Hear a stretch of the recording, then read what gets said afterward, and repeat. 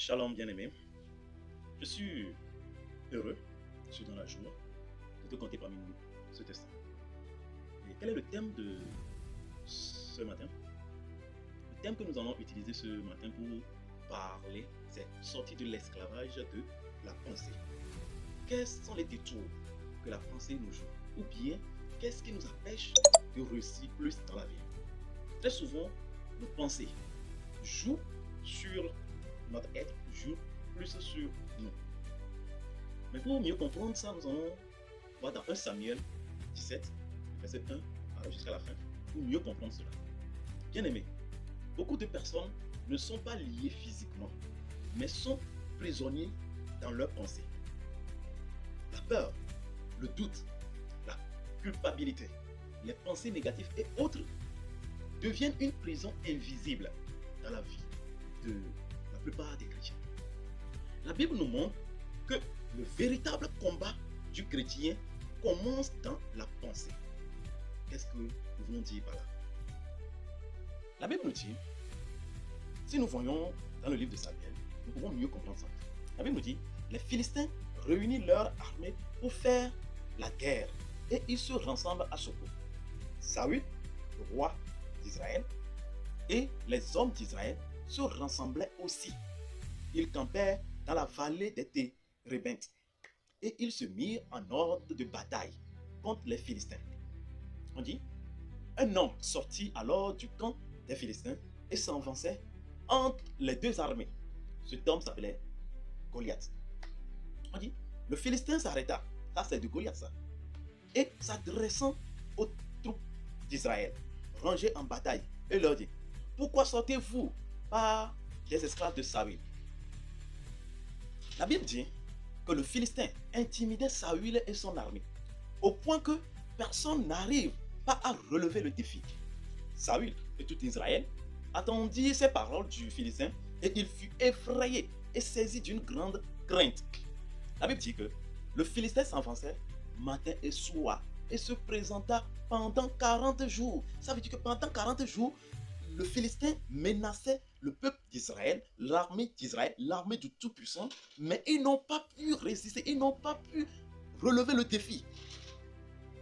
Ici, Israël n'arrive pas à relever le défi car Saül et son armée voient la grandeur, la taille, l'armure du Goliath et cela les effrayait. Cela fait qu'ils ont peur. Ça fait qu'ils ont peur. Bien-aimé dans le Seigneur, qu'est-ce qui t'effraie? Qu'est-ce qui représente Goliath dans ta vie? Est-ce ton passé? Est-ce ta provenance? Est-ce le milieu? Ou bien, qu'est-ce qui t'empêche d'avancer? Laisse-moi te dire que Dieu va te délivrer. Quelle est la situation qui t'effraie? Israël.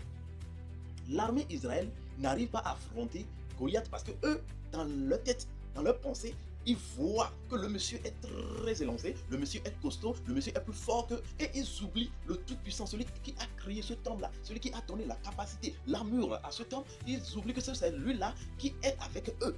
Ils oublient que c'est lui qui est le créateur des cieux et la terre. Ils oublient que le créateur des cieux et de la terre est avec eux, et c'est lui qui détient la clé de la vie de cet homme. On dit, le monsieur, l'homme qui a créé cet homme-là est avec toi et toi tu as encore peur de tes problèmes. Hein? Celui qui t'a créé, celui qui a créé le problème, le monsieur, lui, il est avec toi. Le connu. Pourquoi nous avons? Qu'est-ce qui te fait peur? Quel est ton problème? Le Seigneur est avec toi. Le Seigneur, la main puissante de Dieu, est avec toi. Psychologiquement, tu penses que tu ne peux pas y arriver. Psychologiquement, tu te dis, c'est impossible, la situation devient impossible, tu n'as plus de solution. Psychologiquement, tu penses que l'année est finie comme ça pour toi. Nous sommes en mars, mais toi, tu penses déjà que c'est fini, que tu ne peux plus rattraper, que tu ne peux plus raconter la victoire, que tu ne peux plus y arriver. Laisse-moi te dire que le Sauveur est en route pour toi. Le Seigneur va t'envoyer son Sauveur. Le Seigneur va t'envoyer celui qui a la capacité pour te faire sortir de la situation. Si tu persistes toujours dans cette situation, c'est parce que tu penses que la situation devient impossible, que la résolution ne peut plus venir, que tu n'as plus d'autres moyens pour pouvoir réussir. Laisse-moi te dire, tu as la solution. Change de mentalité. La Bible te dit, soyez transformés par le renouvellement de l'intelligence. Et c'est ça. Change ta mentalité, change ta façon de voir les choses et tu verras que le Seigneur va te donner la vie. Que le Seigneur renouvelle tes mentalités. À l'arrivée de David, ça veut dire que sur le champ de bataille, David est arrivé, il constate qu'il y a un homme qui menace son peuple. Lui, il ne voit pas la taille, il ne voit pas la grandeur de le monsieur, il ne voit pas combien d'années le monsieur a fait dans l'armée, quand est-ce que le monsieur a commencé par combattre, quand est-ce que le monsieur a commencé par aller sur le champ de bataille. Lui, il ne calcule pas ça. C'est qu'il y a un monsieur qui menace son peuple, qui menace l'armée de l'Éternel. Alors, il dit dans 1 Samuel 17, le verset 42, on dit, le Philistin regarda, et lorsqu'il aperçut David, il le méprisa, et ne voyant en lui qu'un enfant blond et d'une belle figure. Le Philistin dit, viens vers moi, et je donnerai ta chair aux oiseaux du ciel et aux bêtes des champs. David dit, au verset 45, au Philistin, tu marches contre moi avec l'épée, la lance et le javelin, et moi, je marche contre toi au nom de l'Éternel des armées, du Dieu de l'armée d'Israël que tu as insulté. Parce que tu as insulté mon Dieu, parce que tu as insulté le Créateur, moi, je marche contre toi au nom de l'Éternel. Qu'est-ce que nous pouvons constater là-bas? Le Philistin a parlé. Le David aussi a fait quoi? Il a parlé. Le Philistin a parlé pendant 40 jours. David aussi a fait quoi? A parlé. C'est parce que le Philistin parlait que l'armée d'Israël n'a pas pu faire quoi? Entrer en guerre contre les Philistins. Mais qu'est-ce que David a fait? Il a utilisé le même arme que le Philistin utilise toujours. Que le Philistin a toujours utilisé pendant combien de temps? Pendant 40 jours. David aussi a fait quoi? Il a utilisé ce même arme. Cette même arme, même arme. Et il a fait quoi? Il a parlé. Il a parlé. Il a parlé. Il a dit, je marche contre toi au nom de l'Éternel des armées, du Dieu de l'armée d'Israël que tu as insulté. Bien-aimé dans le Seigneur, qu'est-ce que nous pouvons retenir là-bas?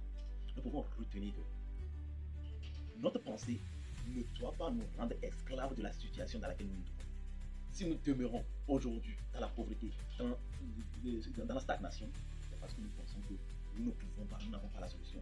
Mais laisse-moi te dire cet instant que tu as la capacité. Parle, vas-y, change de mentalité, change ta façon de voir les choses. Tu verras le Seigneur à l'heure, tu verras le Seigneur œuvrer puissamment et te donner la victoire. Que la paix de Christ